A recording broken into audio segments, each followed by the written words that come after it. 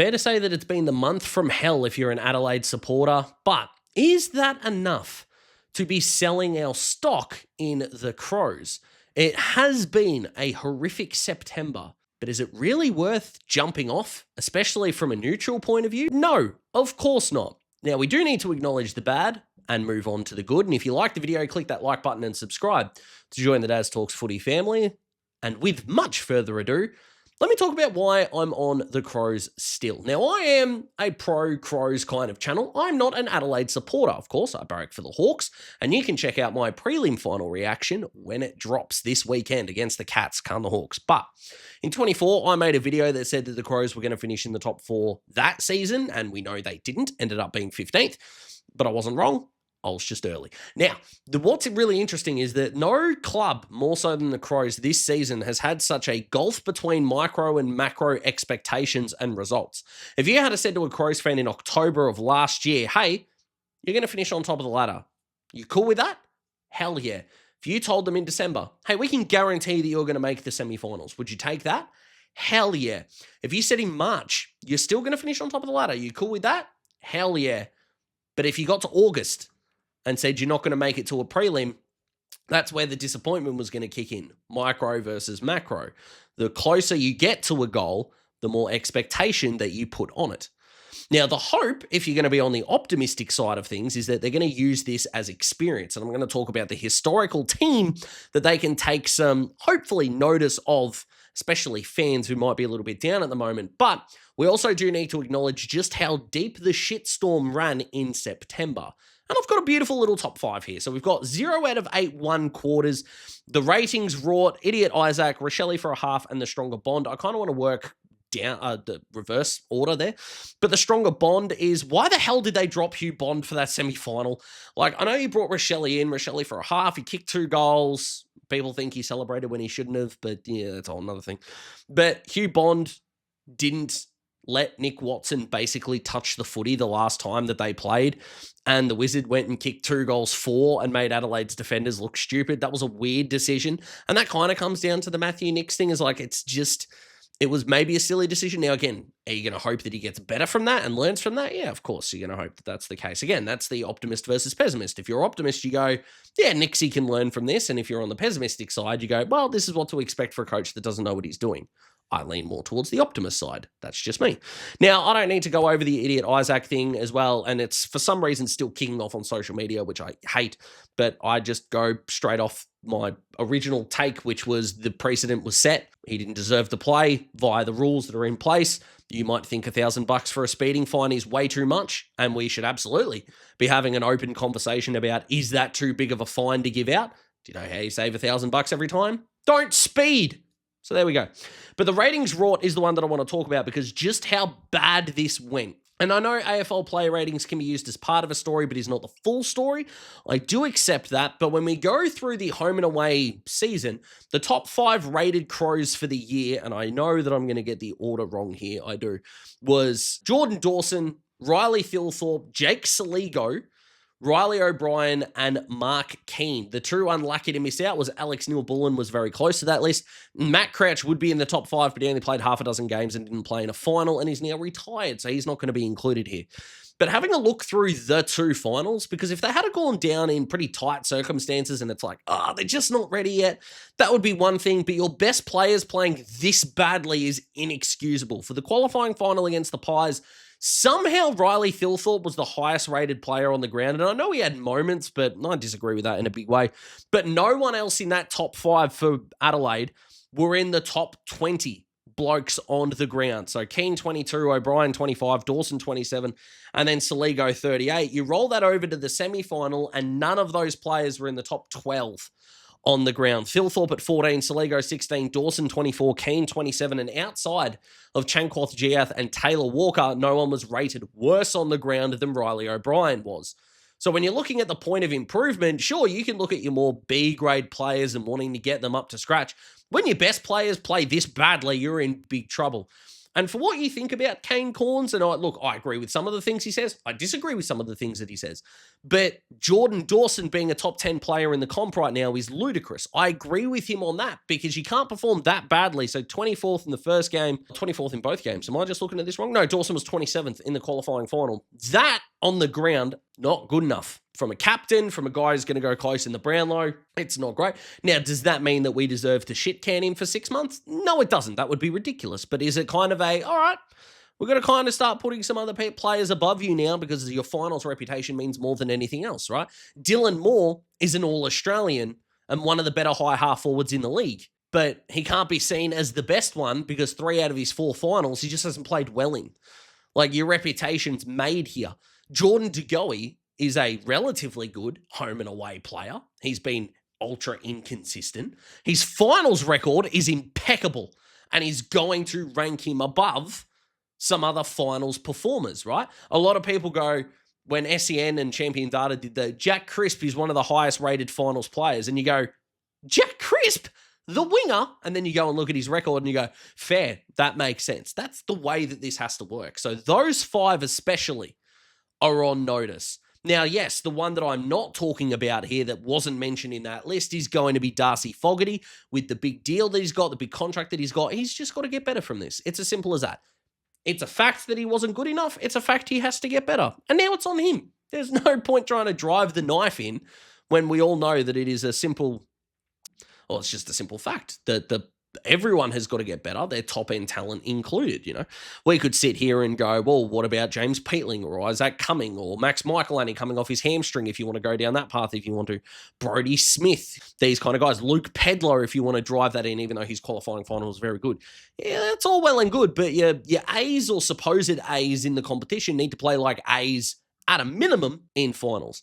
And I went through and had a look at the stats as well. Is like everything was down, and even the stats they were bad at, they were worse at. So even something like territory, meters gained, in the home and away season averaged over 6,000 meters gained, and they didn't get there in either of the 2 finals. Considering they were at home and love especially to kick the footy out of their their back half, that's not good in the slightest. And not only that, the amount that they conceded to the 2 opponents in Collingwood and Hawthorn were just not great either. So their ability to gain territory was poor. Their ability to take away territory was arguably worse. They were the worst team in the competition last year for handball receives. They averaged 102 per game.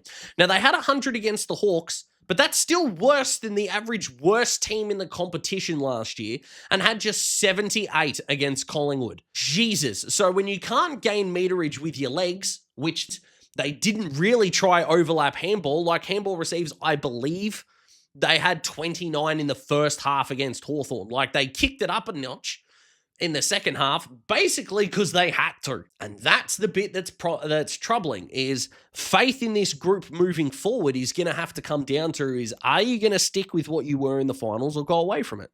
They went away from it twice and it didn't work. They won, 18 games this year for the plan that did work across the board. That's where the pessimism will kick in. Centre clearance, they averaged 12 during the home and away season. They lost both of them. Now, here's where the interesting bit kicks in, is that they did not lose them to A-grade midfields. Yes, Dacos and De Goey are very good, but De Goey had been pretty injured all year. And if you couldn't figure out that Nick Dacos is a star in the midfield, that's terrible. And then Hawthorn, again, Jai Newcomb played like an A-grader, but it's not one of the better midfields in the competition. I would hazard a guess that you could name 8 midfields better in the competition, probably, than Hawthorn's, across the board, especially for depth. Like, what would this number have looked like if they had have played Brisbane, if they had have played Geelong, even if they had have played Fremantle with Sarong, Brayshaw and Young? Scary to think about. It's not good in either case. And then scoring per inside 50. That forward line that averaged 51% of their inside 50s turned into scores. And in neither game of the finals did they get 40%.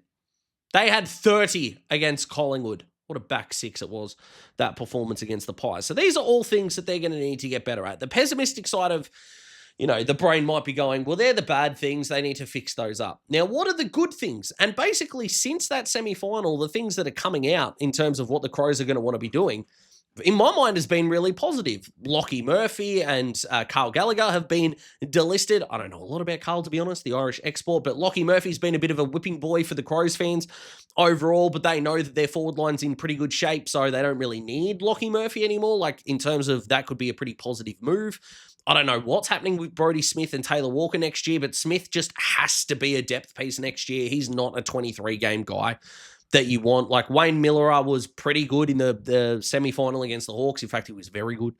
I will say that. But they need more drive out of halfback. I'd love to see Zach Taylor roll off a halfback flank as a pretty, not accountable halfback flanker, like your Dane Zorko type. And I know that there's, about a 13-year age gap between those two players, I should say. But in terms of the elite ball use, which I think Taylor's got, I think that would suit him really well. But the two players that they're going after that looks really solid and what I like, and in terms of getting better, you got to make your list better. I know Sydney a couple of times over a couple of off seasons didn't really do a whole lot, and then they didn't do a whole lot, which is, a big problem. Now, of course, Christian Petrarca is going to be the first one that they are reportedly going after and is the perfect fit in terms of your midfield depth with Dawson, Petrarca in there. Saligo goes from a number 2 to a number 3, which I like. You're going to be able to rotate Rochelle. You're going to be able to rotate Rankin. You're in there, Dan Curtin coming off a wing that you might be able to do is a big thing. Are they going to try Mitch Hinge in there for more centre bounce attendances? I'm not really sure. And although Petrarca's efficiency was awful, he was 48% by foot, which is absolutely not okay, by the way. I do wonder, without going through all the stats, how many of those were just a forward line that wasn't working that well? Like, is his kicking efficiency going to go up, kicking it through Fogarty and Thilthorpe versus Van Rooyen and Jefferson? I'd have to think yes, a little bit.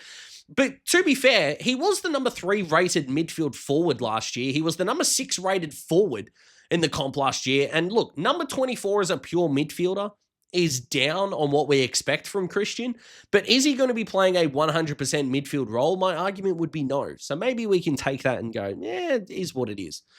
Now, to be fair, what Melbourne are going to want, and it could probably be the moon, but Adelaide just have to do the deal because it's going to involve their first round pick this year, and it's probably going to involve something else, maybe a second as well, and you might get a third back or something like that.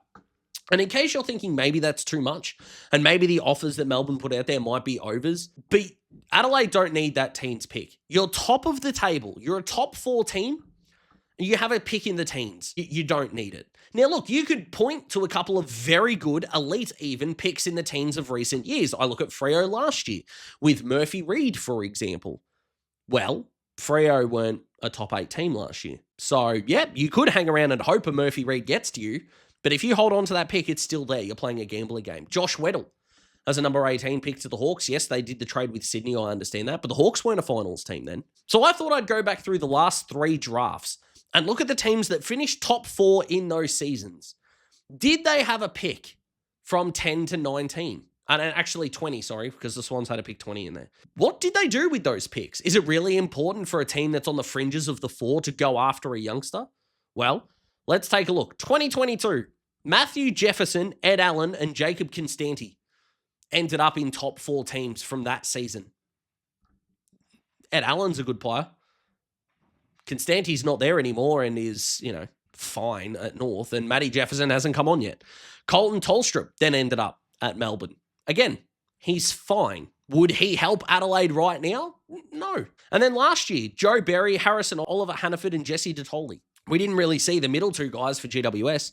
Joe Berry looks like he is a talent. I won't deny that for a moment. And Jesse Detoli's got some really special skills, but they not going to move the needle. Those guys would not move the needle for the Crows at all if you have either of those 2. And look, you could look at some guys that even I've drafted to them.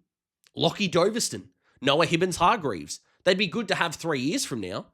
Are they going to be good for a premiership team next year? Well, I would argue probably not. The Crows have still got guys like Billy Dowling and Charlie Edwards and Tyler Welsh and these guys who just aren't getting a go. I know Dowling played a game this year, but they're not here for 18-year-olds right now. You might have a 2-year, even if it's a 2-year window, it would be laughable to think that paying overs for a chance at a flag because you're not there with the list that it is now. It would be laughable to turn around and go, we really want to keep our first round pick. No, thank you for Christian. It would be ludicrous. And then the other guy that they want to bring in, of course, is Calamarchi, who averaged 13 disposals, 2.5 shots on goal, nearly 5 score involvements, and kicked 24 goals for the season. That is going to help that half-forward line. It is also going to help with another body down there who is a bit of a nightmare hybrid matchup. It's going to be better, A, for Fogarty and Thilthorpe, because Calamarchi is not going to be a guy you want to leave on his own. It's going to help the rotation with Rankin and Rochelle if they want to roll through there, and Petrarca, of course, because you're not taking away a whole lot of quality in that forward line. So the versatility that he would be able to add if they were able to grab him would be excellent and would be a really good pick. And speaking of a former Brisbane player, let's look at Brisbane, because they're the hallmark, they're the blueprint that Adelaide might want to look at and go, it's not all bad. In 2019, Brisbane went out in straight sets in 19 and then made a prelim. Went out in straight sets, then made a prelim. Then came runners-up, and then were the premiers. And they're either going to be in a prelim, runners-up, or premiers this year. It's not all bad, Crows fans, I promise you. And I do think that it's a little bit silly to downplay what this group could do moving forward. And keeping in mind that in the last 3 years, only the Bulldogs from last year to now were a top 2 team in points against in the home and away season and didn't make the 8 next year. And Adelaide only conceded 70 points a game in the home and away season last year. The lowest since 22, not counting the Pies, that was this year also. So we'll say the second lowest since 2022. And their scoring was still really effective and really efficient. And outside of Taylor Walker, their forwards aren't old. So there's still hope and optimism there as well.